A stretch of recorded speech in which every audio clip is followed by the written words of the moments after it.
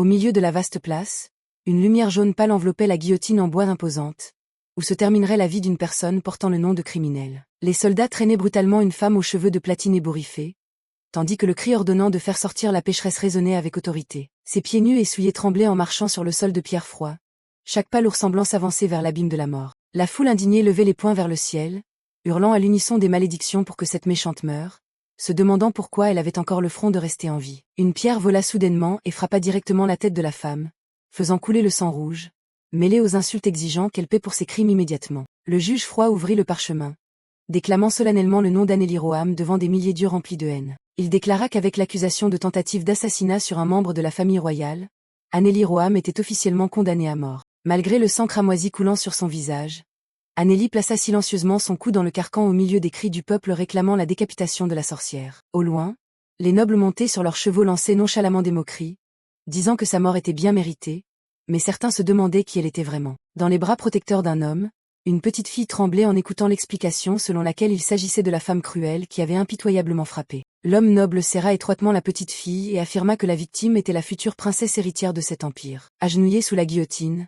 Anneli Roham se demandait amèrement si tout aurait été différent si elle avait su plutôt que tout n'était qu'une pièce de théâtre mensongère. L'image de sa chère Lilia apparut dans son esprit comme un coup de couteau, lui rappelant les sentiments hypocrites qu'elles avaient partagés. Le regard de cette jeune fille était désormais rempli de triomphe en admettant que toute la gentillesse et la chaleur de tout ce temps n'étaient que des mensonges éhontés. Allongée sur le support de bois froid, Anneli pensa que sa courte vie étouffante n'était finalement rien de plus qu'une plaisanterie. Même Maxel, l'homme en qui elle avait eu confiance, apparaissait maintenant avec un visage froid, lui faisant réaliser que ses sentiments étaient faux depuis le début. Le prêtre joignit les mains pour prier, déclarant que Dieu accorderait une ultime clémence et lui demanda si elle voulait laisser ses dernières paroles. Un sourire méprisant apparut brièvement sur les lèvres ensanglantées de la femme mourante, comme une réponse hautaine à son destin cruel. Elle ferma les yeux, s'abandonnant et se disant que plus rien dans ce monde n'avait d'importance pour elle désormais. La lame de la mort tomba lourdement dans le crépuscule flamboyant, laissant une dernière prière pour que Dieu ait pitié de ses pécheurs. Au milieu des ténèbres brumeuses, une paire d'yeux violets s'ouvrit soudainement de manière obsédante, marquant le retour d'entre les morts. Le corps de la femme se redressa dans un élan de panique, ses mains agrippant fermement le tissu blanc dans un souffle saccadé comme si elle venait d'échapper à un cauchemar terrifiant. Son visage était rouge, trempé de sueur avec un regard égaré alors qu'elle essayait d'inspirer chaque bouffée d'air pour croire qu'elle était encore en vie. À l'extérieur, les religieuses levèrent simultanément les mains vers le ciel et jubilèrent en criant que l'oracle sacré était descendu, que le Dieu suprême avait enfin répondu à leur foi. Elles se prosternèrent au pied de la cathédrale, louant sans cesse le Dieu qui avait créé ce grand miracle après tant de jours d'attente impatiente. Sur l'autel couvert de roses, la femme d'une beauté éthérée était assise là comme une sainte vivante, fidèle à la prophétie sur le retour d'une personne d'entre les morts. Anneli restait assise seule dans la pièce inondée de lumière, résumant amèrement la vérité selon laquelle elle était réellement revenue à la vie. Elle se souvenait de son corps décapité qui avait été jeté sans pitié au coin d'une rue, mais étrangement, pendant plusieurs jours, il n'avait pas pourri et les corbeaux ne l'avaient pas approché. Alors que cet événement étrange provoquait une agitation, un oracle tomba déclarant que puisque le mal sévissait, Dieu enverrait une personne ressuscitée pour l'affronter. C'est pour cette raison que les prêtres avaient recueilli son chef et son corps pour les placer dans un cercueil rempli de fleurs solennelles et les vénérer à l'intérieur de son temple. Anneli porta en tremblant ses doigts à la cicatrice bosselée autour de son cou, preuve de l'événement terrifiant où sa tête s'était séparée de son corps. Elle regarda ses mains avec stupeur et s'exclama qu'elle avait véritablement ressuscité de manière incroyable. La femme restait immobile près de la fenêtre, les yeux vides fixant le vide et essayant de respirer pour chasser la sensation de froid de la mort qui la hantait encore. Anneli se dit que le temps n'avait pas reculé, qu'elle n'avait emprunté le corps de personne et qu'elle n'était pas née dans une nouvelle vie. Amèrement, elle revenait dans le corps même d'une scélérate qui venait d'être exécutée, avec cette cicatrice monstrueuse toujours gravée sur son cou comme un rappel. En repensant à l'image d'elle-même agenouillée sur la guillotine, elle se demanda avec indignation que si Dieu l'avait choisie, pourquoi ne l'avait-il pas sauvée dès le début? Maintenant, alors qu'il lui offrait d'innombrables pièces d'or, de la soie et l'honorait comme une sainte vivante, elle ne pouvait oublier les pierres jetées à sa tête et les moqueries de la foule ce jour-là. Debout sous l'aura de la cathédrale, elle se demandait avec mépris s'il pensait vraiment qu'elle serait assez stupide pour tout oublier et devenir leur sauveuse. Un coup à la porte interrompit ses pensées intérieures, accompagné d'une demande de permission d'entrer pour voir la sainte ressuscitée par un serviteur. Ils l'informèrent que le prince héritier demandait à nouveau une audience aujourd'hui,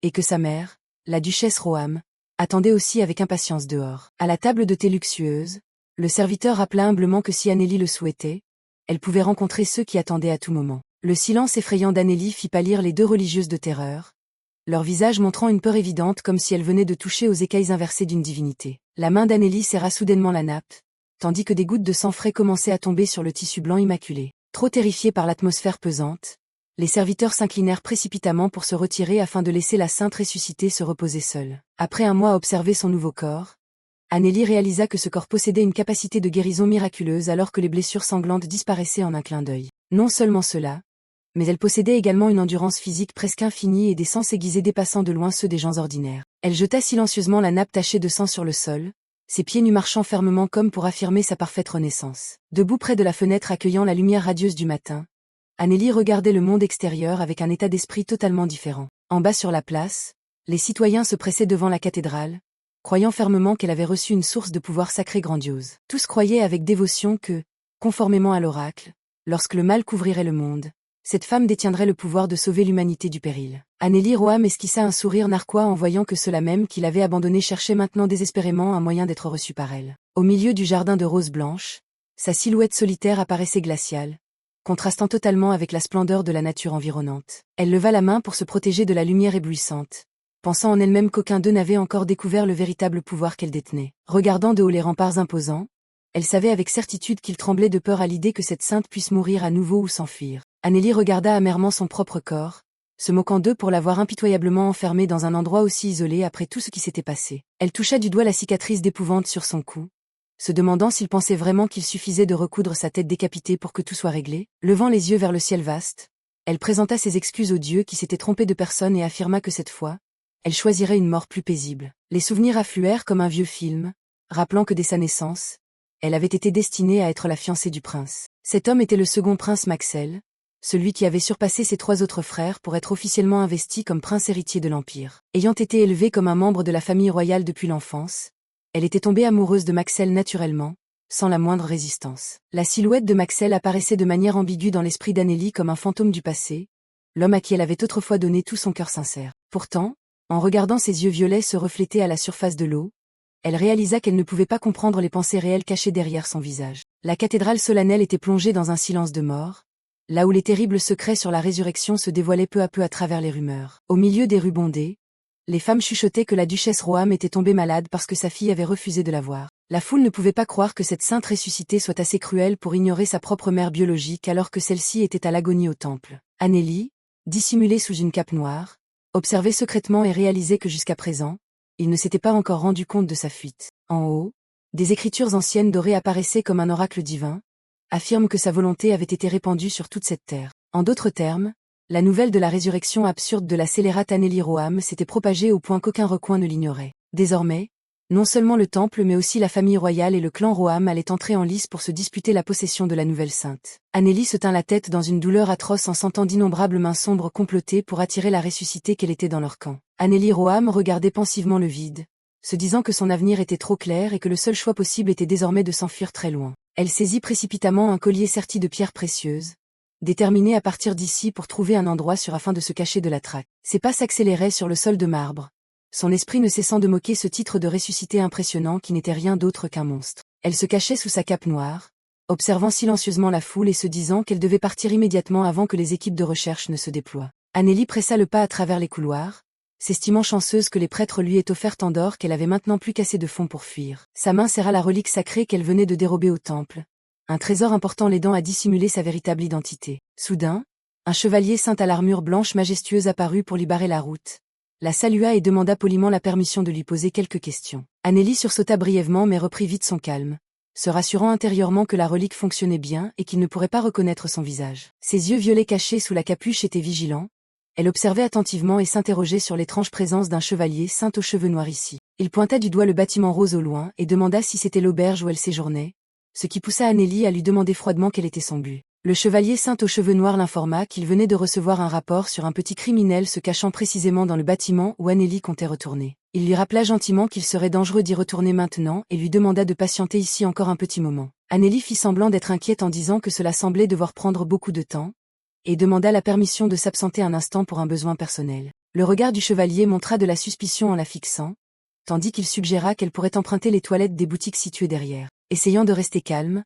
Annélie répondit fermement qu'elle suivrait ce conseil afin d'éviter d'attirer davantage l'attention. Dès qu'elle fut hors de vue, elle courut précipitamment à travers les étagères de livres de l'auberge, le cœur battant la chamade, se demandant où elle avait été négligente. Elle estima intérieurement que la magie de changement d'apparence fonctionnait toujours très bien, et qu'elle venait à peine d'emménager dans cette auberge ce matin même. Anneli serra les dents de stress mais se rassura rapidement en se disant que dans sa chambre, il n'y avait absolument rien qui puisse prouver sa véritable identité. Elle donna rapidement une pièce d'or au propriétaire de l'auberge, le salua brièvement et s'excusa car elle devait partir par la porte dérobée. Franchissant furtivement la porte secrète en bois, Anneli se sentit chanceuse d'avoir soigneusement vérifié l'itinéraire d'évasion, sachant qu'il s'en apercevrait bientôt et la poursuivrait. Anneli poussa nonchalamment la porte et se dit de les laisser la poursuivre, car de toute façon, il ne l'attraperait jamais. Les oreilles d'un petit écureuil bougèrent légèrement, sa queue s'agitant avec excitation comme s'il ressentait quelque chose de très spécial. L'écureuil se redressa, l'incitant de la voix à se dépêcher car elle était en retard, et lui fit signe qu'il était juste là. Anneli sourit discrètement de triomphe, fière d'avoir toujours à ses côtés un partenaire aussi merveilleux et doté de pouvoirs mystérieux pour l'aider. Malgré l'écureuil qui ne cessait de râler en réclamant son salaire sous forme de noisettes grasses, elle resta ferme et l'obligea à travailler tout de suite car c'était urgent. Anneli se remémora le moment fatidique de leur première rencontre, juste après qu'elle eut ouvert les yeux en revenant d'entre les morts sous l'identité de la ressuscitée. Elle ne pouvait oublier les visages de ceux qui hurlaient autrefois pour la tuer, et qui maintenant s'agenouillaient sans vergogne en louant son éveil pour les protéger. Le regard d'Anneli était rempli de mépris en pensant qu'ils étaient dégoûtants, comme s'ils avaient totalement oublié qu'ils étaient ceux qui l'avaient maudite. Elle se demandait pourquoi elle devrait se soucier de savoir si des êtres aussi inférieurs seraient dévorés par le mal, juste à cause d'un oracle ridicule de sauvetage divin. Anneli affirma qu'elle n'avait jamais demandé à revivre, et elle comprit que les gens ne ressentent des regrets que lorsqu'ils ont encore quelque chose à perdre, alors qu'elle n'avait plus rien depuis la guillotine. Anneli, avec son visage ensanglanté et mélancolique, ne souhaitait qu'une seule chose: pouvoir se reposer éternellement après une série de jours tragiques. C'est pourquoi elle avait décidé de chercher la mort une fois de plus, mais amèrement, ces 2 tentatives de suicide furent découvertes et empêchées à temps par les prêtres. Après cet échec, tous les objets environnants pouvant être dangereux furent confisqués et nettoyés sans laisser la moindre trace. Ils ne semblaient pas vouloir l'irriter, alors ils la laissèrent vivre dans une solitude absolue, et c'est alors que cet événement étrange commença. Un coin du jardin de la cathédrale apparaissait paisible sous la lumière du matin, là où semblait régner une beauté sereine et factice. Anneli marchait au milieu de ce jardin étouffant et se plaignait intérieurement qu'il n'y avait même pas un seul grand arbre pour qu'elle puisse se pendre. Soudain, elle se retourna en sursaut en entendant une voix étrange qui demandait qui l'avait envoyée en ce lieu. Anneli fixa un petit écureuil debout sur la pelouse, réalisant avec stupeur qu'elle pouvait comprendre le langage de cette créature. Au début, elle crut être sous l'influence d'une sorte de magie en entendant le petit écureuil l'accuser avec colère d'avoir volé ses noisettes et exiger qu'elle les rende immédiatement. Cependant, Anneli réalisa vite qu'il s'agissait vraiment d'un écureuil ordinaire, ce qui signifiait également qu'elle possédait un nouveau pouvoir inattendu. Anneli toucha distraitement la cicatrice sur son cou, s'émerveillant de réaliser qu'elle pouvait véritablement converser avec les animaux. C'était la première fois depuis sa résurrection qu'elle ressentait une connexion miraculeuse,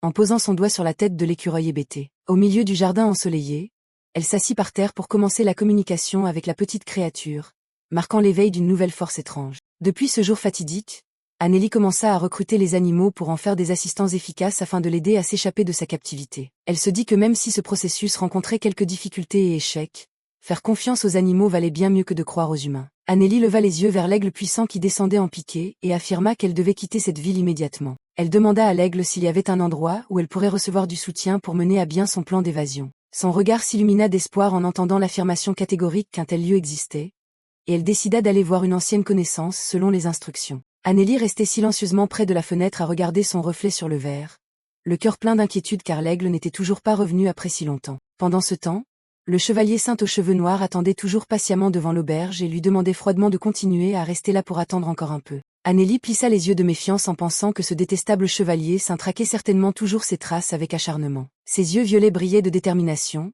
Elle se disait qu'elle devait vraiment sortir de cette ville étouffante le plus vite possible. Accoudée au cadre de la fenêtre, la jeune femme se tourmentait pensivement et ne cessait de se demander où elle avait commis une imprudence pour laisser des traces. Le petit écureuil était coulé sur le plancher de bois, ne cessant de gémir et de se plaindre que sa fourrure soyeuse était devenue complètement sale après le voyage. Anneli promit qu'elle le laverait bientôt, mais le plus important pour l'instant était de savoir s'il lui avait trouvé une issue. L'écureuil répondit avec déception qu'il y avait autrefois un terrier que les chiens errants utilisaient, mais que récemment les humains l'avaient découvert et condamné. Anneli fit un bruit de langue agacée. Elle prit un grand sac en tissu et affirma que les humains étaient vraiment la source de tous les ennuis partout. Elle versa nonchalamment un gros tas de noisettes sur le sol comme promis, faisant bondir le petit écureuil de joie qui ne cessait de louer ses noisettes grosses et délicieuses. Anneli se tenait silencieusement près de la fenêtre regardant au loin, réalisant qu'elle n'avait finalement d'autre choix que d'attendre patiemment des nouvelles de l'aigle. Soudain, elle eut un léger cri de surprise en regardant par l'entrebâillement de la porte et en voyant la silhouette du chevalier saint aux cheveux noirs rôder juste en bas de l'auberge avec un air suspicieux. Anneli tira bruscamente las rideaux.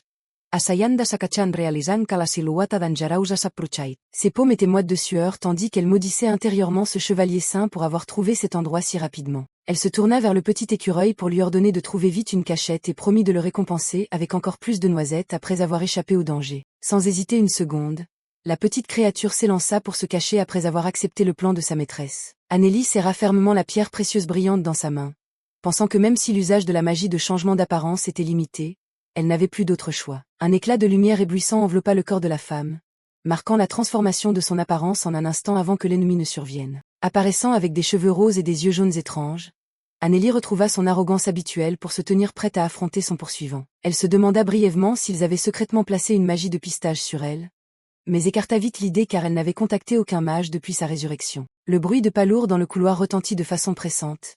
Anneli se dit qu'elle devait rester très calme pour ne pas montrer de faille. Elle espérait secrètement qu'il n'entrerait peut-être pas dans cette pièce, car même avec tout son talent, il lui serait difficile de la reconnaître sous une forme totalement différente. Anneli retint son souffle, clouée sur place dans la chambre sombre, tandis que la voix froide du chevalier s'élevait pour affirmer qu'il savait qu'elle était à l'intérieur. Il se tenait derrière la porte avec un sourire mystérieux, ses lèvres bougeant à peine comme s'il savourait ce jeu du chat et de la souris. À travers le bois, le chevalier poursuivit en disant qu'il avait appris qu'elle se sentait très confuse après s'être réveillée d'entre les morts. Il restait immobile comme une statue, déclarant solennellement que le temple comprenait parfaitement le désarroi de la ressusciter et espérait seulement que ce voyage ne la mettrait pas en danger. Anneli serra les poings, le cœur battant à tout rompre en réalisant que sa voix continuait de résonner régulièrement juste à côté d'elle. La sensation d'oppression pesait sur elle au point de la faire frissonner.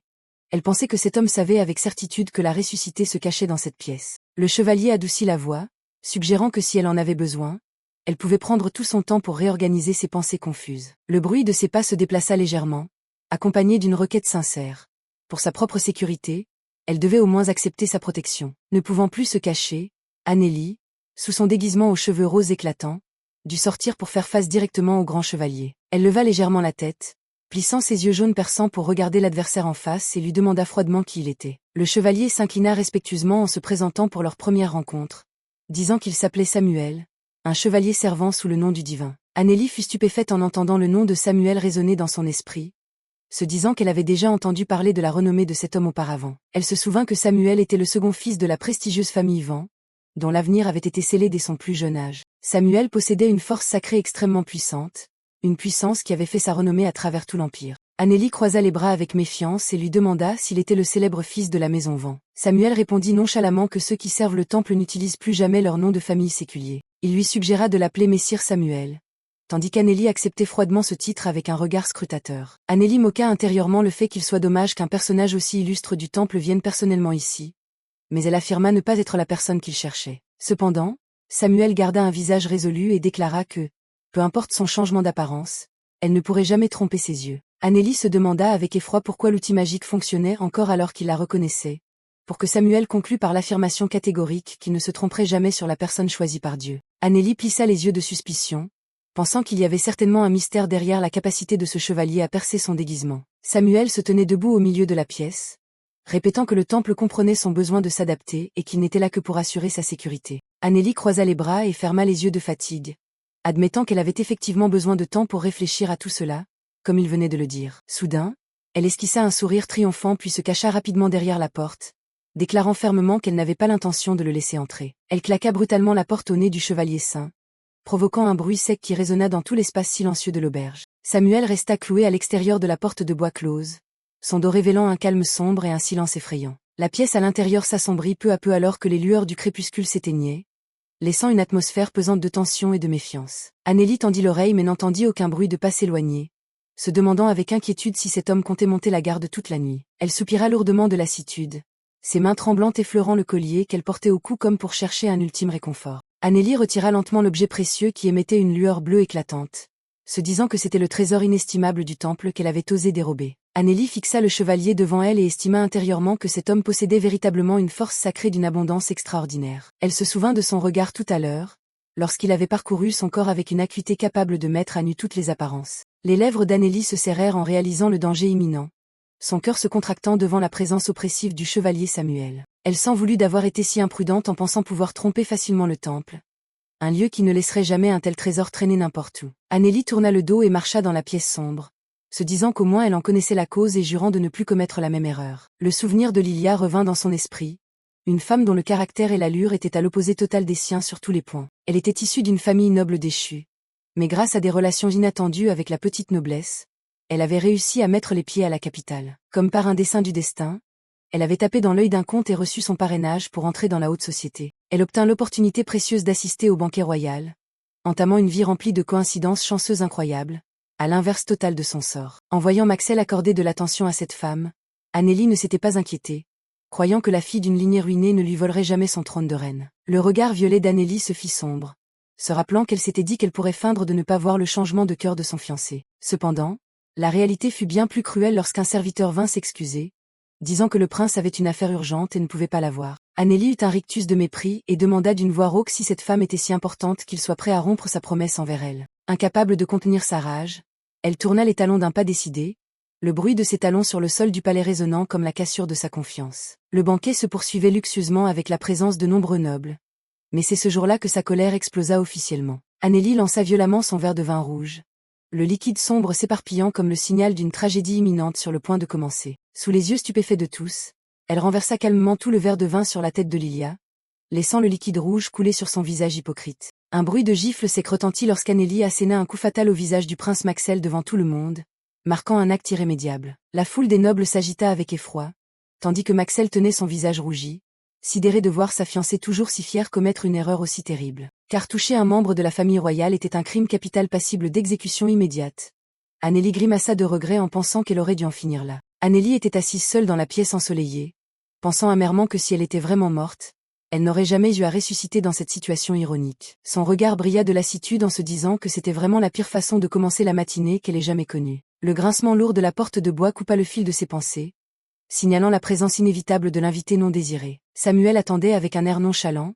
Il la regarda et remarqua qu'aujourd'hui la sainte semblait s'être levée plus tôt que d'habitude. Annélie fut un instant interdite en réalisant que cet homme s'obstinait à la suivre, ce qui ne manquait pas de l'étouffer sous cette protection constante. Elle se rappela à elle-même que ce chevalier était toujours là, une menace réelle qu'elle n'avait pas encore trouvé le moyen de semer définitivement. En bas dans les rues, les citoyens s'attroupaient toujours sur la place, ignorant totalement la confrontation tendue qui se jouait à l'intérieur du bâtiment. Annélie marchait avec fierté sous le ciel d'azur, admettant qu'elle ne s'attendait pas à ce qui lui permette réellement de sortir se promener ainsi. Samuel lui emboîta le pas et déclara qu'il l'escorterait. Elle pouvait donc vaquer à ses occupations comme bon lui semblait. Annélie lui demanda froidement ce qu'il pensait qu'elle allait faire, ce à quoi Samuel répondit par un sourire mystérieux que ses actes n'étaient pas son souci. Annélie sortit calmement de l'auberge, se disant qu'elle avait déjà deviné que ce chevalier utiliserait de tels arguments pour la suivre à la trace. Dans la main de Samuel se trouvait un sac en tissu blanc d'où perlaient des gouttes de sang frais, un objet mystérieux rendant l'atmosphère très étrange. Samuel jeta un regard au sac de viande crue et demanda avec suspicion si elle avait l'habitude de préparer ses repas elle-même, ce à quoi elle répondit que c'était un goût personnel. Annélie leva le visage vers le ciel pour respirer l'air de la liberté, ses cheveux roses volant au vent alors qu'elle savourait ce rare instant hors de sa prison. Son regard suivit un aigle planant au-dessus de la haute tour de l'horloge, symbole du désir d'évasion qui brûlait dans son cœur. Regardant la foule s'affairer dans la rue, Annélie changea brusquement d'avis et proposa qu'ils retournent tous les deux dans la chambre à l'instant même. Le chevalier lui demanda avec surprise si elle ne comptait pas cuisiner aujourd'hui, mais Annélie répondit froidement qu'elle était trop fatiguée après avoir acheté les ingrédients. Samuel fixa ses yeux violets et demanda avec méfiance si elle comptait garder cette viande crue dans sa chambre privée. Annélie regarda son ombre s'étirer sur le sol de pierre, un sourire plein de sous-entendus jaillissant dans son esprit face à l'interrogatoire de son opposant. Elle se retourna avec un air malicieux, défiant Samuel en lui demandant s'il avait peur qu'elle utilise cette viande pour contrôler une créature féroce. Samuel parut un peu confus d'être pris au dépourvu par Annélie. Il se dépêcha de plaider que les rumeurs sur l'usage de viande crue pour la sorcellerie par la scélérate n'étaient certainement pas ses paroles. Annélie pressa le pas dans la rue, rappelant avec mépris la croyance populaire selon laquelle les êtres maléfiques sont passionnés par la vie fraîche, puis demanda froidement ce que l'on pourrait faire d'un tas de viande morte pareille. Elle s'arrêta brusquement, pointant son doigt directement vers le visage de Samuel avec un sourire triomphant et déclara que son seul objectif était simplement de lui causer des difficultés. Samuel resta interdit devant sa franchise éhontée, tandis qu'Annélie n'hésitait pas à admettre qu'elle malmenait ouvertement ce saint chevalier. Elle regarda le sac de viande crue dégoulinant de sang dans la main de son opposant et affirma avec assurance qu'après l'avoir rapporté dans sa chambre pour le laisser pourrir convenablement, elle s'en servirait pour le servir. Ses yeux violets lancèrent un regard malicieux.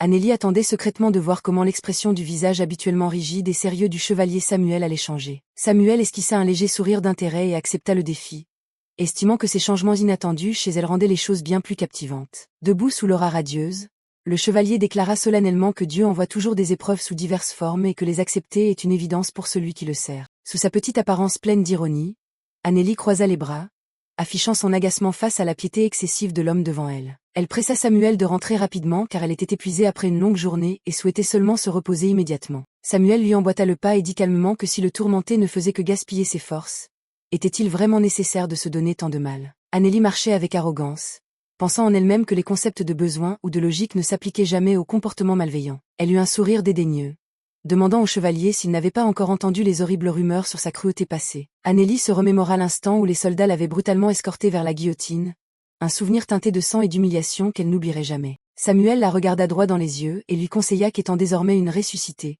elle pouvait totalement tourner le dos à ce nom souillé du monde séculier. Annélie se tenait au milieu du vent fort, détestant ce titre de ressuscité que le chevalier ne cessait de répéter à ses oreilles depuis tout à l'heure. Elle se retourna brusquement, tendant sa main gantée vers Samuel et le menaça que s'il continuait à essayer de lui faire la leçon encore une fois, alors la divinité pourrait lui envoyer une épreuve terrifiante, où il goûterait lui-même à l'odeur de cette viande crue putréfiée. Le clair de lune monta peu à peu pour envelopper la pièce, où les morceaux de viande rouge vif étaient disposés sur le rebord de la fenêtre comme un avertissement sinistre. Annélie s'assit les genoux repliés dans l'obscurité silencieuse, ses yeux jaunes fixant intensément cet ingrédient spécial, attendant patiemment le moment d'exécuter l'étape suivante de son plan. Annélie se retourna brusquement en entendant l'appel d'Akélie résonner dans le silence nocturne de la chambre. L'aigle battit vigoureusement des ailes, se posant sur le rebord de la fenêtre et demanda si elle attendait impatiemment son retour. Annélie esquissa un sourire de soulagement, caressant les plumes et admit qu'elle avait effectivement grand besoin de son aide en ce moment. Elle regarda attentivement la créature courageuse devant elle, impatiente de savoir s'il avait réellement trouvé un chemin pour sa fuite. L'aigle affirma avec certitude qu'il avait parlé à une connaissance et que cette personne pouvait venir chercher Annélie directement à l'instant même. Annélie fut un instant stupéfaite,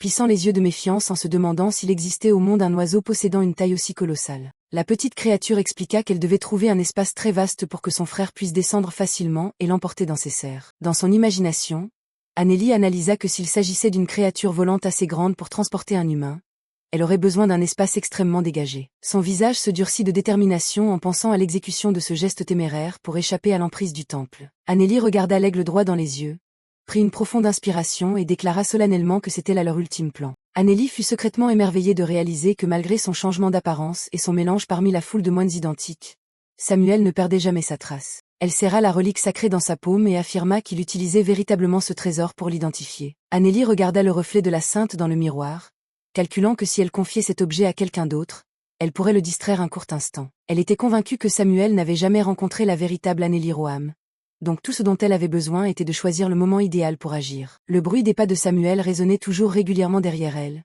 tandis qu'il suggérait qu'elle vienne à l'heure de la cérémonie tout en l'avertissant qu'il serait difficile d'avoir une bonne place. Annélie parcourut du regard la place ensoleillée, pensant qu'il était opportun qu'aujourd'hui un grand prêtre effectue un sermon de bénédiction pour les pèlerins. Elle jugea cette vaste place comme un endroit parfait, où même une créature volante géante aurait assez d'espace pour descendre. La présence de milliers de fidèles aux alentours était le meilleur bouclier, empêchant même les chevaliers saints d'utiliser la force arbitrairement. Un sourire triomphant apparut sur les lèvres d'Annélie.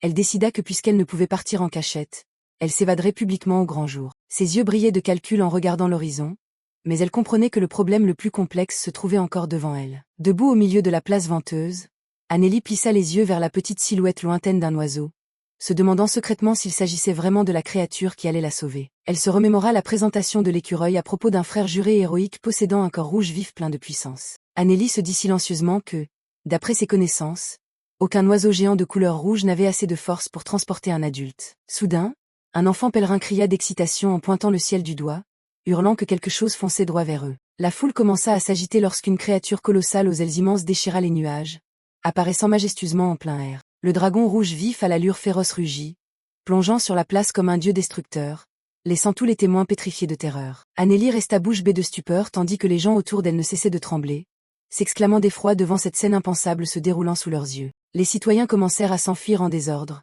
les cris d'alerte sur l'apparition d'une vouivre, une créature mythique, résonnant dans chaque recoin. Annélie serra les dents de panique, maudissant intérieurement le petit écureuil pour ne pas l'avoir prévenu que ce fameux frère était en réalité un monstre volant si terrifiant. Samuel se précipita pour protéger Annélie, hurlant de s'écarter immédiatement pour assurer sa sécurité face à l'attaque du monstre. Annélie plissa les yeux avec détermination, se disant que l'instant fatidique était arrivé et qu'elle devait agir sur le champ. Elle desserra discrètement son collier sacré, laissant le bijou précieux du temple glisser de son cou en silence. Aussitôt, le petit écureuil s'élança comme une flèche, saisissant fermement le collier entre ses dents avant de courir dans la direction opposée pour faire diversion. Au milieu de la confusion, un moine fut percuté par l'écureuil et s'effondra, hurlant à l'aide dans un état de panique totale. Annélie esquissa un sourire satisfait, pensant que tout se déroulait selon son plan alors que le chevalier commençait à être distrait. Samuel se hâta, écartant violemment ceux qui lui barraient la route et criant à la sainte de faire attention à l'assaut de la créature. Le chevalier s'arrêta brusquement, son visage affichant une stupeur évidente en réalisant que quelque chose ne tournait pas rond sous ses yeux. Annélie se retourna calmement pour regarder,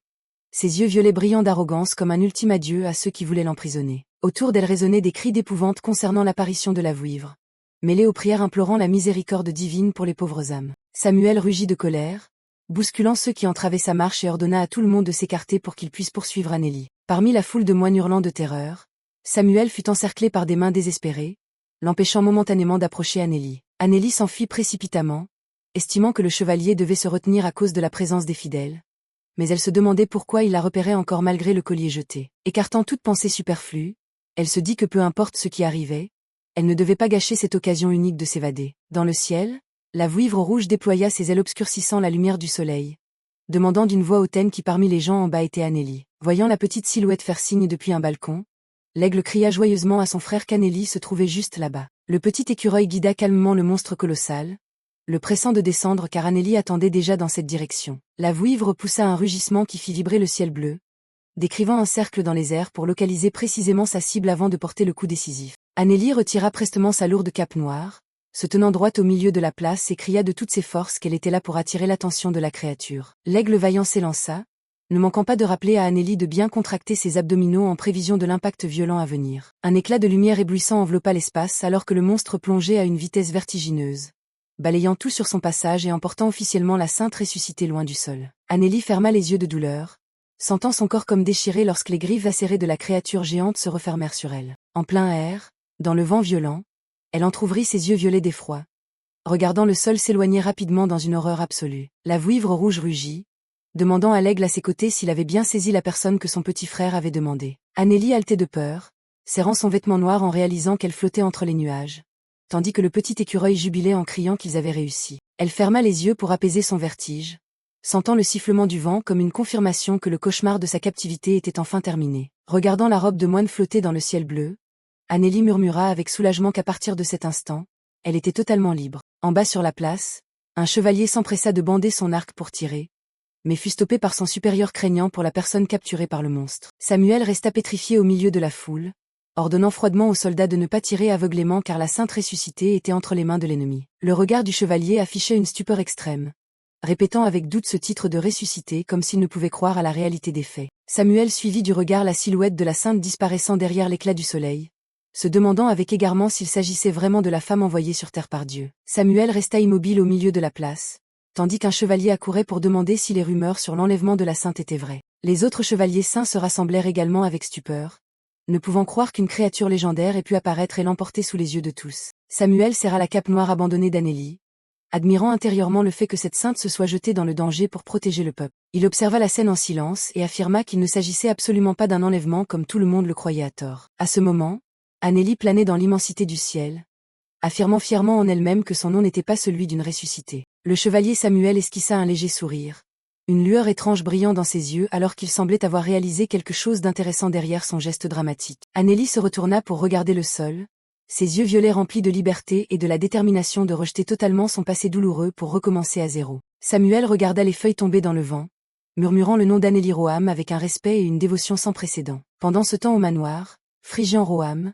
la fille aînée de la famille, serrait les poings de colère et déclarait qu'ils devaient être les premiers à retrouver Annélie. Elle appela son père précipitamment, mais cet homme puissant lui demanda froidement de rester calme et de s'asseoir pour discuter du prochain plan de recherche. Le duc Roham ordonna froidement à sa fille aînée de s'asseoir immédiatement pour préserver le prestige d'une famille noble. Pendant ce temps, la duchesse se tenait la tête de fatigue et blâmait intérieurement les prêtres du temple, les traitant d'incapables pour n'avoir pas su garder Annélie. Debout silencieusement près de la fenêtre regardant le jardin, le père se tourmentait en réalisant que la fille qu'il avait autrefois rejetée était devenue la ressuscitée. Il pensait que le bannissement de sa fille par la famille avait conduit à cette tragédie punie par les dieux, et maintenant qu'elle avait disparu, il se sentait accablé. Le regard du duc se fixa sur la sphère magique brillant intensément, demandant d'une voix rauque à ses subordonnés s'ils avaient bien vérifié les enregistrements d'images. La sphère affichait l'image d'un monstre rouge emportant la femme aux cheveux de platine, confirmant avec certitude qu'il s'agissait bien d'Anneli Roham. Phrygian Roham informa humblement qu'ils avaient fait des efforts pour restaurer les enregistrements malgré l'interférence d'une source d'énergie étrange. Elle affirma que l'avis général de la famille était qu'on ne pouvait laisser la ressuscitée errer dehors,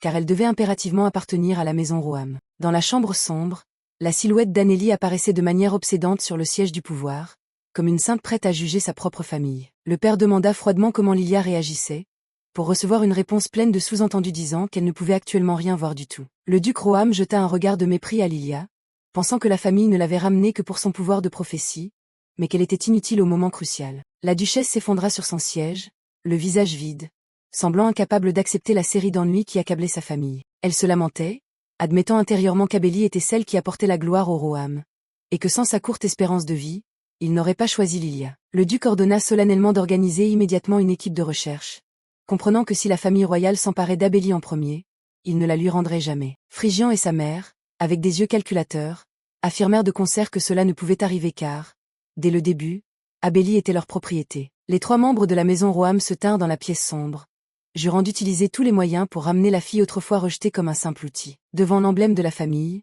le duc Roham déclara fermement que ce qui appartient au Roham doit éternellement appartenir au Roham. Pendant ce temps au palais, le prince héritier Maxel frappa violemment la table et affirma avec fougue que c'était une opportunité unique au monde. Il fixa l'empereur et déclara que la famille royale devait impérativement être la première à retrouver la ressuscité, quel qu'en soit le prix. L'empereur eut un sourire malfaisant, rappelant à Maxel qu'Abélie l'aimait beaucoup et que s'il était celui qui la sauvait, elle serait certainement très heureuse. Le prince Maxel tenait les dossiers avec un air pensif, semblant calculer un nouveau plan après avoir été témoin de la résurrection d'Anneli. Il baissa la tête, avouant une vérité cruelle.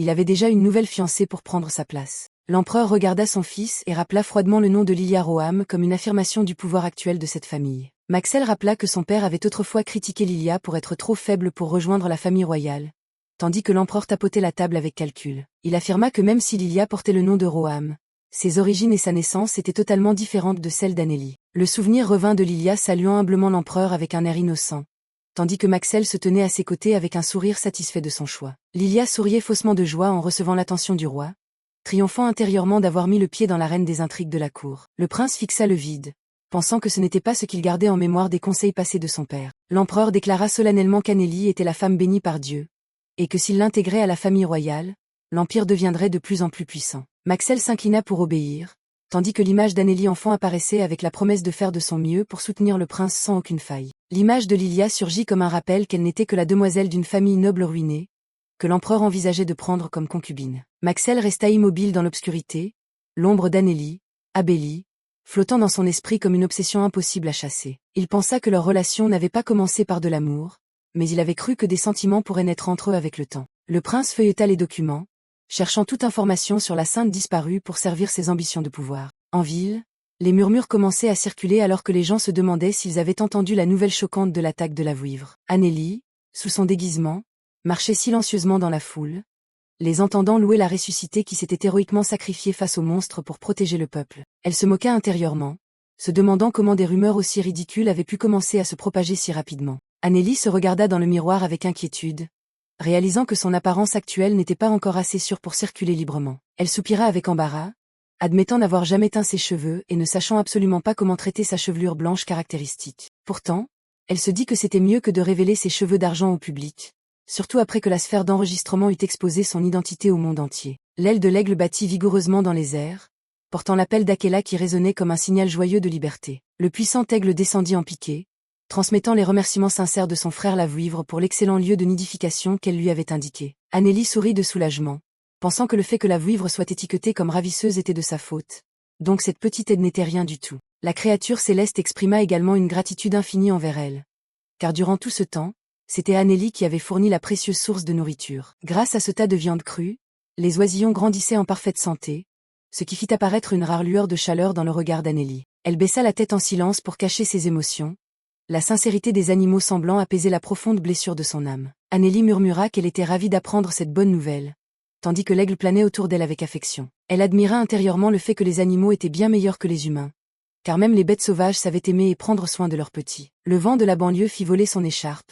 Anneli porta la main à sa chevelure camouflée tout en marchant au milieu des champs verdoyants. Bien que reconnaissante envers la Vouivre de l'avoir aidée à s'enfuir si loin dans cette campagne isolée, elle comprenait que le véritable voyage ne faisait que commencer. Anneli regarda vers le village lointain, calculant qu'ils allaient certainement bientôt suivre la trajectoire de vol de la vouivre pour lancer des équipes de recherche acharnées. Sous l'ombre sinistre de la royauté, Maxel affirmait froidement que son départ de la capitale était une chose totalement impensable. Il s'approcha d'elle et menaça que toute sa vie appartenait désormais à ce palais, et que sa fin devait impérativement se trouver ici même. Annélie, sous son apparence déguisée, fronça les sourcils avec détermination, jurant qu'elle s'enfuirait loin coûte que coûte. Elle tendit la main vers l'aigle qui planait et demanda par curiosité s'il connaissait d'autres monstres cachés dans les environs. L'aigle inclina la tête, réfléchissant sérieusement, essayant de fouiller dans sa mémoire pour retrouver les créatures puissantes croisées dans l'immensité du ciel. Finalement, il répondit par une négation catégorique, ce qui ne manqua pas de causer une légère déception chez Annélie. Elle se tint silencieuse sous l'ombre d'un arbre, ses yeux violets laissant paraître une mine pensive en réalisant que trouver un allié puissant n'était pas aussi facile qu'elle l'imaginait.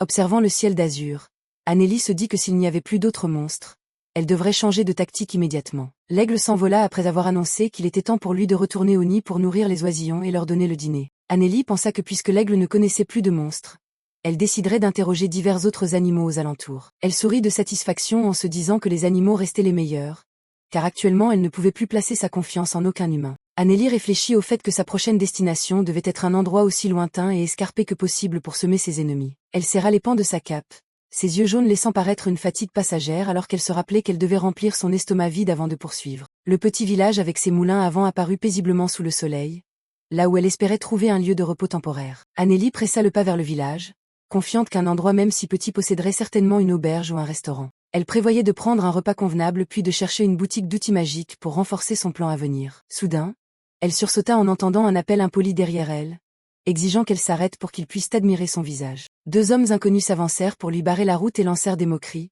demandant où elle courait ainsi sans s'arrêter pour faire leur connaissance. L'homme corpulent eut un sourire pervers, affirmant qu'une demoiselle aussi belle qu'elle n'avait pas sa place dans ce trou perdu et demanda à son complice si ce n'était pas vrai. Annélie estima que ces gens ne ressemblaient pas aux poursuivants du temple.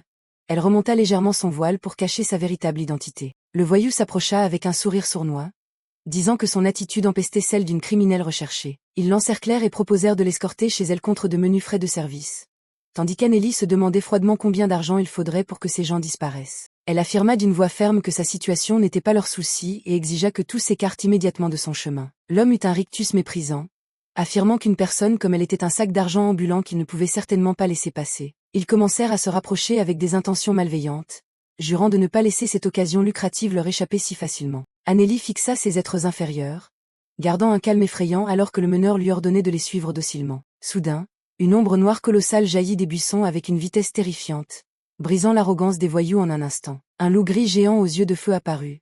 Annélie ordonna solennellement à la bête spirituelle de stopper immédiatement ses racailles. Le voyou hurla de terreur, ne comprenant pas d'où sortait cette bête sauvage brutale ni pourquoi elle protégeait cette femme mystérieuse. Le loup géant rugit pour affirmer sa domination, ses yeux jaunes étincelants fixés sur les voyous comme s'il était prêt à déchiqueter quiconque oserait s'approcher. Annélie fut un instant stupéfaite en voyant la silhouette vaillante de cette créature, estimant intérieurement que c'était une aide dépassant toutes ses espérances. Le loup grogna pour rappeler à ses racailles qu'elle n'avait pas le droit de brutaliser leur propre espèce, tandis qu'Annélie réalisait que ce n'était pas un loup ordinaire. Le chef hurla de panique et pressa ses compagnons d'appeler les gardes à cause de l'apparition de cette bête terrifiante en plein milieu de la ville. Le ciel bleu pur apparaissait à travers les feuilles, un espace d'une sérénité étrange contrastant totalement avec l'atmosphère tendue en bas. Le loup d'argent scintillait sous le soleil, déclarant froidement que se séparer de la meute était un acte extrêmement dangereux. Annélie s'approcha et demanda par curiosité au loup s'il savait où se trouvait actuellement son chef. Elle esquissa un sourire satisfait en pensant qu'elle n'aurait jamais cru rencontrer un loup aussi juste au milieu d'une ville animée. Annélie se dit qu'ainsi elle n'aurait pas besoin de s'efforcer de s'enfoncer dans les forêts profondes ou les montagnes lointaines pour chercher des alliés.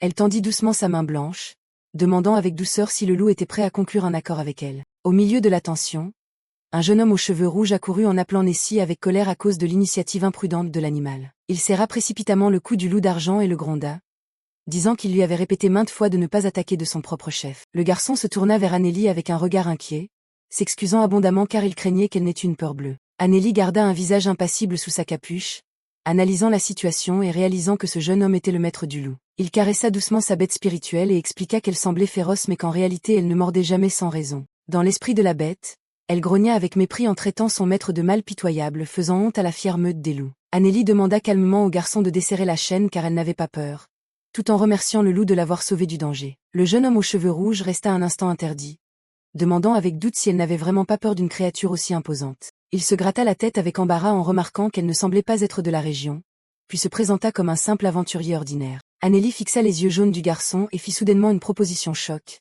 lui demandant s'il était prêt à lui vendre ce loup. L'aventurier aux cheveux rouges, stupéfait, demanda s'il avait bien entendu, tandis qu'Anneli affirmait avoir réellement besoin d'un loup aussi courageux. Le loup d'argent restait immobile, ses yeux jaunes brillant sous le soleil comme s'il attendait quelque chose d'intéressant de cette femme mystérieuse. Anneli releva les lèvres avec assurance, déclarant qu'elle paierait n'importe quel prix demandé pour obtenir la propriété de la bête spirituelle. Cependant, le garçon refusa immédiatement et s'excusa en disant que ce loup n'était pas à vendre, peu importe la hauteur du prix proposé. Anneli plissa ses yeux violets avec calcul, pensant que les choses ne seraient pas aussi faciles qu'elle l'avait prévu au départ. Elle décida de convaincre le loup elle-même, s'approcha de lui et lui dit solennellement qu'elle l'appréciait beaucoup, l'invitant à venir avec elle. Le garçon tenta de l'en empêcher par peur du danger car elle s'approchait trop.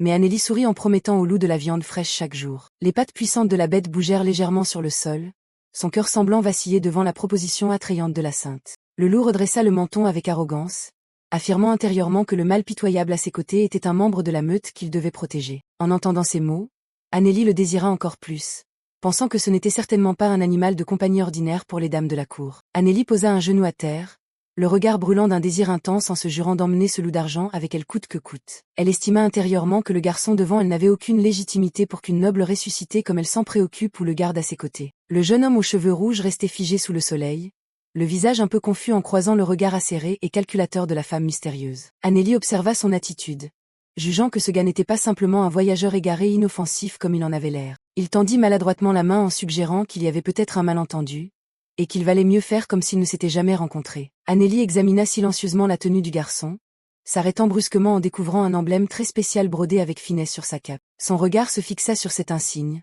affirmant avec stupeur que ce jeune homme était en réalité un membre du puissant corps des mages. Un sourire triomphant apparut sur les lèvres d'Anneli, déclarant qu'elle avait totalement changé d'avis après avoir réalisé sa valeur. Elle pointa le doigt vers le garçon, déclarant solennellement sous la lumière vive qu'au lieu d'acheter le loup, elle voulait maintenant l'acheter lui-même. Dans une forme chibi humoristique au milieu de la galaxie, l'aventurier et le loup restèrent pétrifiés, incapables de croire à la requête absurde qu'ils venaient d'entendre. Sous la nuit étoilée, la tour magique apparaissait comme une force indépendante et puissante, échappant au contrôle du temple ou de la famille royale. Anneli jugea que le garçon appartenait à l'organisation rivale du temple qui détestait par-dessus tout se mêler de la politique de l'Empire. Elle savait que son avis de recherche et la sphère d'enregistrement avaient circulé partout, donc un mage d'élite comme lui reconnaîtrait forcément son identité. En regardant son allure négligée, Anneli affirma que ce garçon était en plein pèlerinage probatoire pour entraîner son corps. C'était un rite rigoureux où les mages devaient sceller leur propre mana, les rendant aussi faibles que des humains normaux. Anneli observa le dos du garçon aux cheveux rouges, comprenant que dans cet état de mana scellé,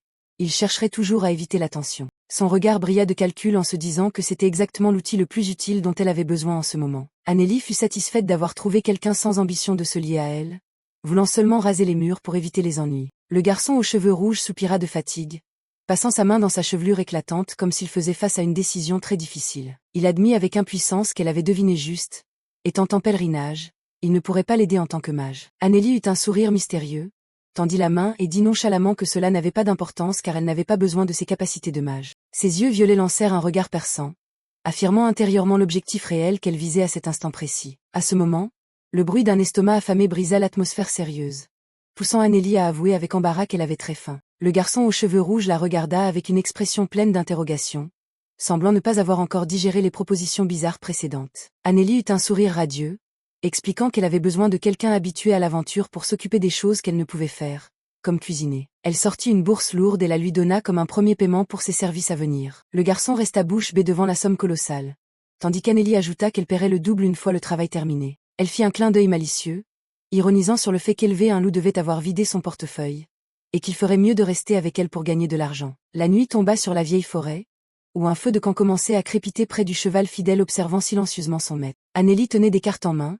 se moquant des rumeurs sur une sainte vertueuse sacrifiée, car elle n'était qu'une personne calculant son propre avenir. Anneli regarda le vide et ironisa sur le fait que les mortels ne pouvaient comprendre la volonté divine, rappelant à son compagnon d'utiliser son cerveau pour quelque chose de concret. Le garçon aux cheveux rouges la regarda avec inquiétude, demandant avec hésitation s'il était vraiment nécessaire de s'engager sur cette voie dangereuse. Le mage l'avertit en dépliant la carte que des bêtes sauvages apparaissaient souvent ici, et qu'avec de la malchance, il ferait face à de vrais monstres. Anneli répondit calmement qu'elle avait besoin d'un chemin tranquille et isolé, promettant de payer une prime de risque digne de ses efforts. Le garçon admit en soupirant que c'était vrai, regardant les 2 bols vides et disant que sans la récompense, il ne se serait pas donné la peine de cuisiner en forêt. Anneli eut un léger sourire satisfait, savourant la paix éphémère sous la canopée alors que la nuit enveloppait toute chose. Elle hocha la tête en le félicitant, disant qu'elle était ravie qu'il ait un talent pour la cuisine, laissant le garçon l'observer avec curiosité. Soudain, la lueur du feu éclaira la cicatrice étrange autour du cou d'Annélie, ce que les gens appelaient avec dévotion le sceau sacré de la résurrection. Annélie toucha cette cicatrice sombre, se disant amèrement que ce n'était pas une bénédiction mais les restes de sa décapitation dans sa vie antérieure. Le garçon aux cheveux rouges, attiré par ce secret, osa demander à l'examiner d'un peu plus près, mais fut immédiatement repoussé par un non catégorique. Annélie fixa le mage du regard, le méprisant intérieurement pour sa curiosité excessive envers le sombre secret qu'elle dissimulait. Le jeune homme aux cheveux rouges frissonna brièvement, plongeant son regard dans les yeux violets glacés de la femme et sentit une pression invisible l'écraser. Il avoua qu'en apprenant qu'une personne était revenue à la vie après avoir été décapitée, il n'avait pu s'empêcher de ricaner, convaincu que personne ne pouvait ressusciter sans magie noire. Dans l'esprit du mage, l'image d'un indède, un immortel revenu d'entre les morts, apparut de manière macabre, confirmant ses soupçons. L'image d'un squelette couvert de roses noires suggérait que toute résurrection par nécromancie ne créait qu'un monstre dégoûtant. Annélie jeta un regard à la flamme vacillante, réalisant que même la tour magique ne semblait pas croire en son existence. Le garçon aux cheveux rouges ajouta que si elle était vraiment revenue de l'au-delà, il se demandait si une sorte de grande magie ancienne était intervenue secrètement. Elle tira les pans de sa cape pour cacher sa cicatrice et lui demanda s'il mourait d'envie d'admirer la trace laissée sur son cou.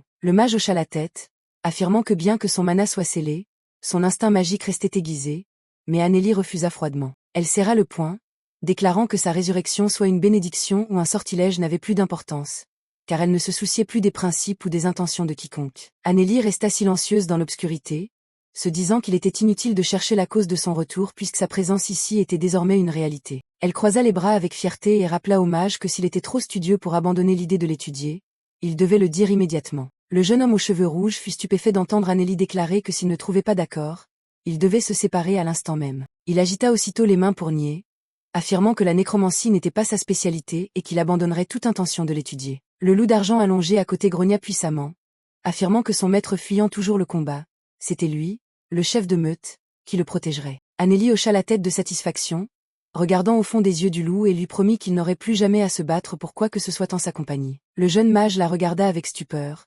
bégayant qu'il ne s'attendait pas à ce qu'elle accepte sa compagnie de manière aussi simple et directe. Sous le ciel étoilé et la pleine lune éclatante, le garçon demanda avec hésitation quel nom il devait désormais lui donner par respect. Il s'assit par terre près de Nessie, se présentant avec un sourire sous le nom de Zénon et présenta son vaillant compagnon à quatre pattes, Nessie. Annélie jeta un regard froid à Zénon, lui rappelant nonchalamment qu'il s'adressait à elle avec trop de familiarité alors qu'elle était celle qui le payait. Zénon parut embarrassé, demandant en retour quelle raison il aurait d'utiliser des honorifiques au lieu de cette manière naturelle de parler. Il marmonna que s'il s'obstinait à être poli envers une ressuscitée, il finirait peut-être par être puni par une puissance inconnue. Annélie fronça les sourcils sérieusement, coupant court aux pensées égarées du mage par une négation catégorique. Ses yeux violets brillèrent de haine.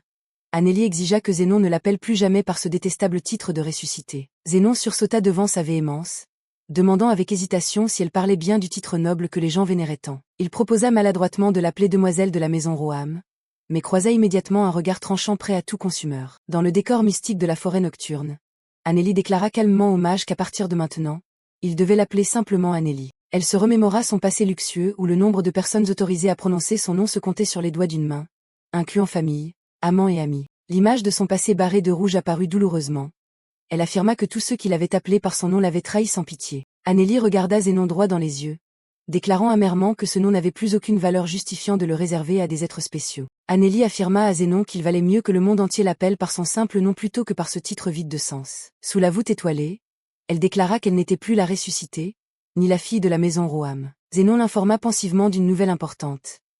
La famille Roham avait officiellement lancé des équipes de recherche intensive. L'avis de recherche apparut avec un contenu hypocrite, décrivant la disparue comme une fille précieuse portant le sang pur de la lignée. Annélie eut un sourire de mépris amer, murmurant une moquerie sur leur changement d'attitude ridicule à ce moment précis. Regardant les fenêtres splendides mais étouffantes de son ancienne demeure, elle devina qu'ils avaient réalisé le profit immense que son retour leur apporterait. Elle se dit qu'elle n'avait pas besoin d'être sur place pour savoir exactement quelles paroles dégoûtantes étaient prononcées dans cette maison, car elle avait grandi chez les Roham, une grande famille fondatrice capable de rejeter son propre sang si cela servait ses intérêts personnels. Le souvenir douloureux revint de l'époque où elle avait reçu son arrêt de mort à cause d'une maladie incurable, moment où Maxel et Lilia commençaient leur liaison secrète. Annélie se regarda dans le miroir avec ses cheveux blancs ternes, haïssant celui qui avait propagé son dossier médical secret comme un feu de forêt, faisant d'elle une paria. Annélie fixa ses yeux fatigués dans le miroir, réalisant amèrement que sa vitalité s'épuisait conformément aux rumeurs malveillantes. À cause de sa santé déclinante, tout changea brutalement autour d'elle, et sa place dans la haute société fut totalement usurpée par Lilia. Lilia, avec son air innocent, s'était habilement rapprochée de sa sœur aînée Phrygian, préparant son intégration plus profonde au sein du clan Roham. Anélie se souvint avec amertume qu'il ne fallut pas longtemps pour que Lilia devienne officiellement sa sœur et gagne la confiance de tous. Petit à petit, tout ce dont Anélie jouissait fut transféré à Lilia, la rendant si furieuse qu'elle voulait tout briser autour d'elle. Elle admit être devenue plus cruelle car elle considérait qu'exiger un prix de ceux qui touchaient au bien des Roham était une nécessité. C'était ainsi qu'elle avait été éduquée dans cette maison, une pensée axée uniquement sur le profit et l'appropriation extrême. Soudain, elle se rappela l'instant terrifiant où elle découvrit que sa condamnation pour maladie incurable avait été secrètement orchestrée par quelqu'un. Lilia, avec son visage hypocrite, affirma avec panique qu'elle n'avait fait toutes ces horreurs que pour aider sa sœur aînée. Anélie fixa l'image de Lilia dans sa mémoire, jurant de lui faire payer cher cette trahison déguisée en bonté. Anélie regarda Lilia avec ironie et lui demanda si elle croyait vraiment qu'acheter un médecin pour la déclarer condamnée était une façon de l'aider. Lilia feignit l'innocence, affirmant avoir un don de prophétie et savoir que sa sœur mourait. Elle voulait seulement qu'elle reçoive des soins de fin de vie. Elle ajouta que les gens s'examinent lorsqu'ils tombent malades, espérant que la maladie forcerait Anélie à cesser ses mauvaises actions. Anélie éclata soudain d'un rire dément, pensant que l'hypocrisie de cette fausse sœur avait atteint un niveau totalement nouveau. Elle rit jusqu'aux larmes puis déclara froidement que si la mort était son destin, elle l'accepterait volontiers sans cette intervention sale. Lilia commença à perdre son calme, hurlant pourquoi elle était si cruelle et menaça que si elle partait, Messire Maxel ne resterait pas sans rien faire. Le regard d'Anélie devint soudainement glacial, elle prononça simplement le nom de Lilia, mais cela suffit à faire tressaillir l'autre de terreur. Elle s'approcha avec un visage meurtrier, avertissant froidement que Lilia devenait trop arrogante et oubliait sa véritable place. Immédiatement, Anélie ordonna à un serviteur d'apporter un fouet de cuir, laissant toutes les personnes présentes dans la pièce pétrifiée. La sœur joua encore la comédie en disant qu'elle accepterait les coups pour calmer sa sœur. Mais Anélie jeta le fouet et déclara que sa vie insignifiante ne vaudrait jamais sa colère. Lilia hurla d'indignation en étant humiliée par sa sœur. Elle ne pouvait croire que celle qui fut autrefois un sacrifice osait maintenant la traiter comme une esclave. Elle s'effondra sur le sol, les mains serrées de douleur tandis que les souvenirs terrifiants de la torture commençaient à envahir son esprit. Anélie fixa sa prétendue sœur, hurlant que c'était elle qui avait ruiné sa vie et asséna un coup de fouet qui déchira le silence de l'atmosphère. Elle regrettait amèrement que la seule raison pour laquelle Lilia était encore en vie soit que son corps affaibli d'alors n'avait pu tenir bon pour l'achever immédiatement. À cette époque, Lilia n'était qu'une enfant adoptive attendant le jour où elle remplacerait Anélie en tant que princesse héritière, celle-ci étant destinée à mourir prématurément. Pour le crime d'avoir blessé un membre de la famille royale, Anélie fut jetée dans un cachot sombre où la seule lumière était le désespoir. La famille Roham les avait cruellement placés, elle et Lilia, sur une balance d'intérêt, pour finalement choisir de rejeter leur propre sang afin de plaire à la royauté. Quant au prince Maxel, Anélie n'avait pas besoin de poser de questions pour savoir qu'il était celui qui soutenait ce remplacement cruel. Debout devant la guillotine sous un crépuscule rouge comme le sang, Anélie avait dû admettre amèrement son échec total. Le sang coulant sur son visage pâle, elle regarda le monde une dernière fois avec un regard brûlant de haine, jurant de ne plus jamais monter sur cet échafaud. Anélie ferma légèrement les yeux pour se reposer près du feu, écartant les souvenirs douloureux pour chercher la paix dans un court sommeil. Le loup Nessie l'observait silencieusement et affirma qu'elle pouvait désormais dormir tranquille sans se soucier d'aucune menace. Il promit que ses sens garderaient une acuité maximale pour détecter et stopper tout danger rôdant aux alentours. Regardant le mage qui dormait profondément, le loup déclara fièrement qu'il n'avait jamais laissé cet homme tomber dans une situation périlleuse. Anélie ouvrit les yeux vers le ciel nocturne, surprise de voir que Zénon pouvait dormir si paisiblement sans protection dans un endroit aussi désert. Elle se redressa doucement et demanda par curiosité au loup quel destin avait poussé une créature aussi fière à accompagner un mage aussi étrange. Nessie regarda son maître endormi et répondit que c'était le vœu de sa compagne, qui souhaitait toujours la paix pour ce jeune homme. Anélie soupira de regret en réalisant que peu importe ses efforts pour le convaincre ou l'attirer, elle ne pourrait emmener le loup seul avec elle. Le crépitement du bois sec dans le feu vacillant rythmait l'atmosphère solennelle entre la femme ressuscitée et la vaillante bête spirituelle. Anélie demanda s'il campait toujours ainsi en plein air, et reçut pour réponse qu'aucun village n'osait loger un mage accompagné d'une invocation aussi imposante que Nessie. Anélie sursauta quand Zénon se réveilla soudainement et expliqua que le retrait de Nessie utilisait en fait une technique spatiale et non une simple invocation. Il flatta le loup d'argent et ajouta que Nessie étant un être vivant, il ne pouvait rester trop longtemps dans cet espace clos. Anélie observa pensivement le visage ensommeillé de Zénon, s'inquiétant de savoir depuis quand il était réveillé et s'il avait entendu sa conversation avec Nessie. Le jeune mage marmonna en se plaignant que devoir laisser Nessie à l'extérieur l'empêchait de stocker plus de bagages dans l'espace magique. Quel gaspillage de ressources. Anélie plissa les yeux vers le garçon aux cheveux rouges, jugeant que malgré sa maladresse, il s'obstinait à garder Nessie à ses côtés à tout prix. Elle regarda le loup puissant, comprenant que le lien entre lui et Zénon était une relation profonde et inséparable. Le ciel nocturne profond enveloppait la forêt déserte, Anneli sombra silencieusement dans ses pensées en réalisant que son plan pour s'approprier le loup avait totalement échoué. Elle se dit que Zénon n'avait pas besoin d'en rajouter car elle avait déjà décidé d'abandonner l'idée d'emmener Nessie depuis longtemps. Anneli remonta sa fine couverture et frissonna, reprochant intérieurement à cette couverture de ne pas remplir sa mission en laissant le froid nocturne s'insinuer dans sa chair. Regardant la silhouette fidèle de Nessie sous la lune, elle s'émerveilla de l'affection profonde qu'une bête sauvage pouvait ressentir et donner à son maître. Anneli regarda le dos de ses parents en pensée, se demandant pourquoi elle-même ou les orgueilleux qui l'entouraient n'avaient pu comprendre cette vérité plus tôt. Maxel tourna la tête avec un regard indifférent, son visage affichant l'arrogance d'un homme n'ayant jamais goûté au parfum d'une véritable trahison. Allongée près du feu, Anneli ferma les yeux en pensant que peut-être ils ne se comprendraient jamais, ne serait-ce qu'un peu. Elle se recroquevilla dans un espace blanc indéfini, frissonnant et murmurant que le froid commençait à assiéger son corps déjà meurtri. Zénon parut inquiet en voyant Anneli s'apprêter à partir, demandant précipitamment si elle voulait vraiment explorer cette forêt seule. Anneli répondit nonchalamment de ne pas s'inquiéter car elle ne le ferait pas attendre trop longtemps, tandis que Zénon se grattait la tête, impuissant face à ses intentions. Elle affirma qu'elle allait bien car elle avait mémorisé la carte, et surtout que même si elle s'égarait, Nessie la retrouverait immédiatement. Le loup d'argent dressa la tête avec majesté, lui rappelant solennellement que si quoi que ce soit arrivait, elle devait absolument appeler pour qu'il accourt la protéger. Anneli esquissa un sourire satisfait, pensant qu'une bête spirituelle aussi merveilleuse était un gâchis si elle continuait à suivre quelqu'un comme Zénon. En regardant Anneli s'éloigner, Zénon s'exclama qu'il était jaloux de la confiance absolue qu'elle accordait à Nessie, mais elle répondit seulement qu'elle avait autant confiance en ses talents de cuisinier. Zénon l'appela de loin pour lui rappeler de toujours garder en mémoire les avertissements qu'il lui avait donnés précédemment. Anneli fit un signe d'adieu silencieux et s'enfonça dans la forêt, laissant derrière elle le mage et le loup d'argent. Elle remonta sa capuche, pensant que marcher seule lui permettrait de trouver plus facilement les animaux capables de l'aider. L'image de Samuel apparut dans son esprit, la rendant certaine que s'il était là, il ne la laisserait jamais pénétrer seule dans un lieu aussi dangereux. Anneli pressa le pas sous les frondaisons, ses yeux violets trahissant une curiosité passagère en se demandant ce que cet homme faisait en ce moment. Soudain, un bruissement de feuilles déchira le silence. Anneli s'immobilisa en sentant une atmosphère étrange l'envelopper. Elle regarda autour d'elle, se demandant pourquoi cette forêt était soudainement devenue si effroyablement silencieuse. Ses yeux violets s'assombrirent d'inquiétude en réalisant que même les petits animaux qui la suivaient tout à l'heure avaient totalement disparu sans laisser de traces. Devant elle, 2 petits lapins tremblants lui annoncèrent que leur mère leur avait interdit de s'aventurer plus profondément dans le cœur de la forêt. Les lapins affirmèrent que quelque chose de terrible se cachait derrière ces arbres et demandèrent instamment à Anneli de ne pas poursuivre son chemin car elle serait en danger. Anneli plaisantait intérieurement en se disant que si seulement un dragon pouvait apparaître maintenant pour rompre sa solitude. Elle caressa doucement une mèche de ses cheveux, pensant que si elle comptait le chemin du retour, il était probablement temps de s'arrêter ici. Elle réalisa que plus elle s'enfonçait, plus il était difficile de trouver la moindre créature, mais comme elle avait désormais des compagnons, elle n'avait pas besoin de se précipiter. Anneli s'émerveilla en se disant que toute cette exigence venait du fait qu'elle avait déjà rencontré une bête spirituelle aussi merveilleuse que le loup Nessie. Elle fit volte-face pour rebrousser chemin, sachant pertinemment qu'elle ne trouverait pas facilement un être d'un rang suffisant pour remplacer Nessie à cet instant. Soudain,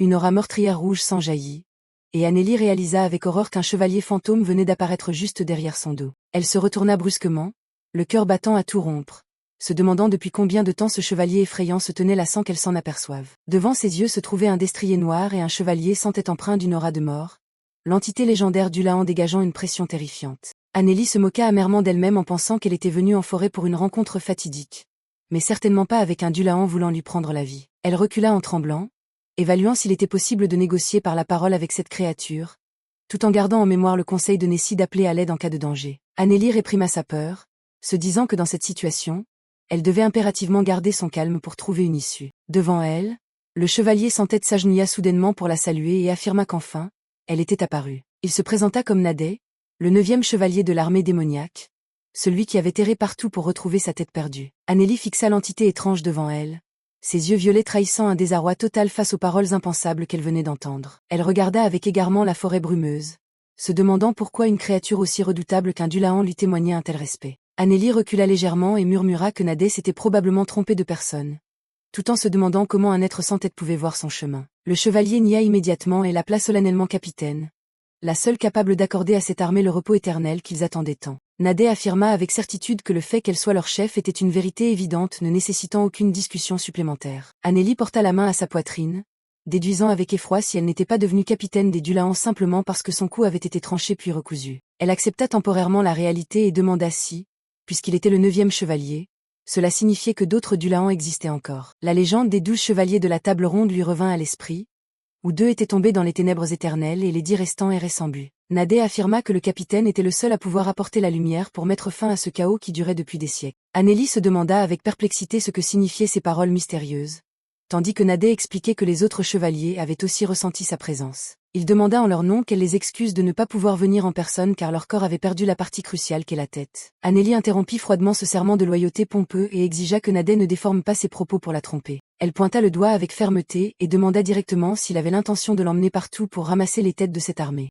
Nadet joignit immédiatement les mains avec respect, s'exclamant avec enthousiasme que la perspicacité du grand capitaine était conforme aux attentes. Anneli se prit le front de lassitude, se sentant impuissante en réalisant qu'elle était entraînée dans un pétrin sans issue. Elle se demanda amèrement si le but de sa résurrection était simplement de devenir une chercheuse de tête pour ses Dulahan. La lumière éclatante traversait les fenêtres de la splendide cathédrale, laissant Anneli seule face au nouveau calcul d'un destin qu'elle n'avait jamais imaginé. Samuel posa doucement sa main sur la carte militaire, estimant que l'adversaire avait rapidement saisi la situation actuelle des hostilités. Un garde rapporta que de nombreuses personnes dans la région avaient vu un oiseau géant, poussant Samuel à ordonner immédiatement l'élargissement des recherches aux zones voisines. Il soupira de fatigue et regretta amèrement que, s'il avait su que les choses se compliqueraient ainsi, il aurait au moins dû trancher une aile de cette vouivre. Samuel reçut un autre rapport décrivant une femme ressuscitée apparaissant en plusieurs lieux, mais il soupçonna la famille Roham de brouiller volontairement les pistes. Debout au milieu du grand hall, Samuel se sentit accablé en réalisant qu'il était perdu dans une forêt d'informations vraies et fausses mélangées. Ses yeux se plissèrent pensivement en se remémorant ce qui s'était passé lors de ce jour fatidique qui avait tout changé. Samuel affirma intérieurement que l'incident de ce jour-là n'était pas un enlèvement, mais en réalité une évasion calculée à l'avance. L'image des ailes déployées en plein ciel était la preuve qu'elle avait, d'une manière ou d'une autre, obtenu la coopération stupéfiante de la fière vouivre. Il se demanda si elle avait la capacité d'apprivoiser les bêtes grâce à une bénédiction divine, ou si elle détenait un pouvoir sombre pour contrôler les monstres. Samuel secoua la tête en soupirant, son dos solitaire révélant son impuissance face au désordre dans lequel la famille royale et la famille Roham tentaient d'intervenir. Samuel appuya fermement sa main sur la carte topographique, analysant que s'il ne voulait pas attirer l'attention avec la vouivre, il choisirait un point d'atterrissage discret. Ses yeux se fixèrent sur les vallées, devinant qu'un grand espace vide ou une prairie cachée serait le choix le plus probable. Le regard de Samuel se durcit en pensant au village reculé, là où la vie de recherche et les informations de renseignement ne pourraient parvenir immédiatement. Il jeta un dernier coup d'œil à la carte avec détermination, semblant avoir ciblé les objectifs potentiels après cette suite de raisonnements acérés. Un subordonné s'approcha pour rapporter que quelqu'un avait vu l'oiseau géant et demanda l'ordre d'interroger immédiatement les villageois des environs. Samuel ordonna froidement l'annulation de ce plan pour ne pas alerter l'adversaire,